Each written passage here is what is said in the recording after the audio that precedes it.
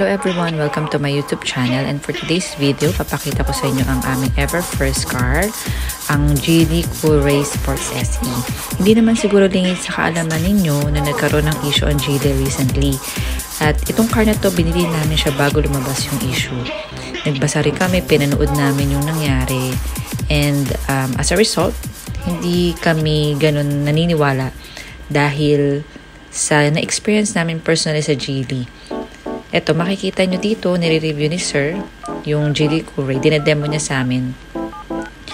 Ayan. So, LCD na yung kanyang monitor. At guys, sobrang ganda niya.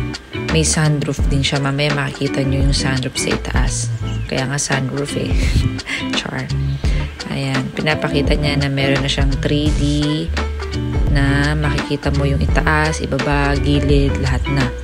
Kapag dinadrive mo yung car. Napakaganda nito, lalo na kung first timer mong bumili ng sasakyan at nag-aaral ka palang mag-drive.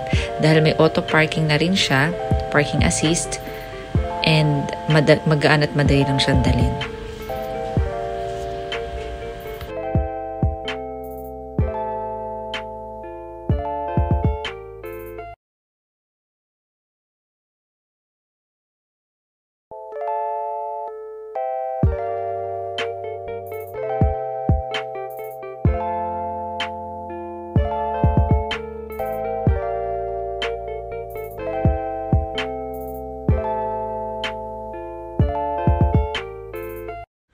Ito yung sinasabi ko sa inyong sunroof, kung saan dinedemo ni Sir kung paano ito buksan.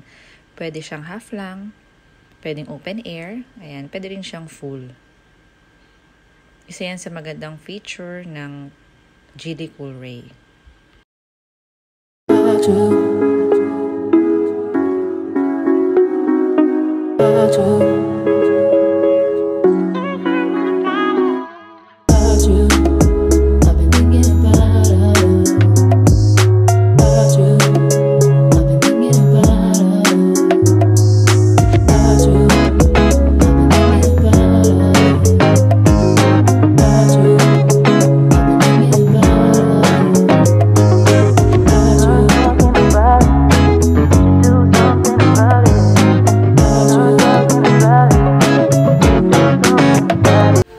Ito na nga, nagte-test drive ako at first time kong magda-drive, nagpa-practice pa ako. Hindi ako nahirapang dalhin siya compared dun sa dating sasakyan na hinihiram namin kasi ito magaan lang siya, tapos may assist na rin siya sa monitor. And regarding dun sa issue, overall guys, goods tong Geely, promise.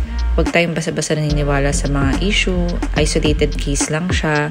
Kaya ayun guys, para sa amin, 10/10 tong Geely's experience namin. Thank you for watching.